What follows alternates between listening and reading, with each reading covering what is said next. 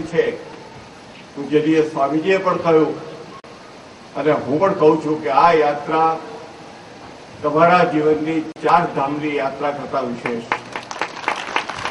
આ યાત્રા 12 જ્યોતિર્લિંગની યાત્રા તમે કરો એના કરતા વિશેષ છે.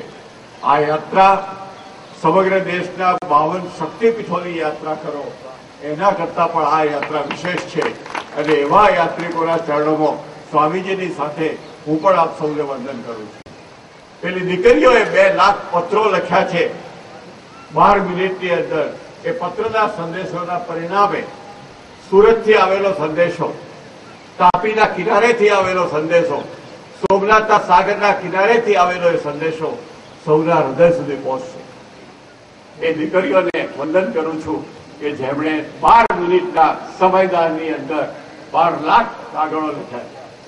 હું એ સંસ્થા જલધારા ટ્રસ્ટને વંદન કરું છું કે જેણે ગુજરાતની અંદર છેલ્લા કેટલાક વર્ષોથી એક અભિયાન તરીકે લીધું, લાડુ બનાવ્યો, પ્રસાદ કર્યો, એટલો મહાલાડુ બનાવ્યો, યોગદાનનો કોઈ કલ્પના ન કરી શકાય અને દુનિયાએ એની નોંધ લેવી જોઈએ.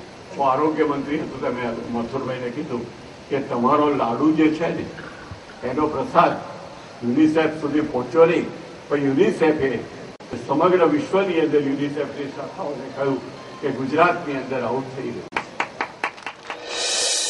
અને તારીખ 5/11/2008 ના રોજ સાયંકાળે હિન્દ મહાસાગરના તટે સોમનાથના દ્વારે યાત્રામાં જોડાયેલા 18,000 ગામડા અને 226 તાલુકાના પ્રજાજનોએ જે જળ કળશ આપ્યા હતા એ જળ કળશનું સોમનાથ મંદિરના બ્રાહ્મણો દ્વારા 1200 યાત્રાળુ એટલે કે 600 યુગલો પાસે પૂરેપૂરી શાસ્ત્રોક્ત વિધિથી વૈદિક મંત્રોચ્ચારથી પૂજન અર્ચન કરાવ્યું.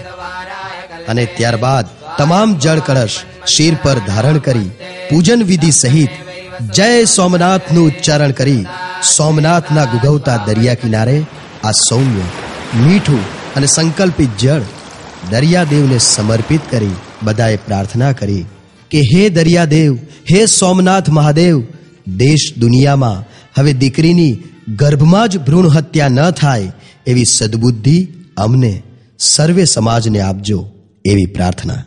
મિત્રો, અહીં સૌરાષ્ટ્ર જલધારા ટ્રસ્ટ એક નિમિત્ત બની છે પ્રભુનો સંદેશો તમારા સુધી પહોંચાડવા માટે. હવે આ સંદેશો ન સમજી ભોળાનાથનો આદેશ સમજી સંકલ્પ કરો કે દીકરા દીકરીને સમાન ગણીશું, અમે કદી સ્ત્રી ભ્રૂણ હત્યા નહીં કરીશું.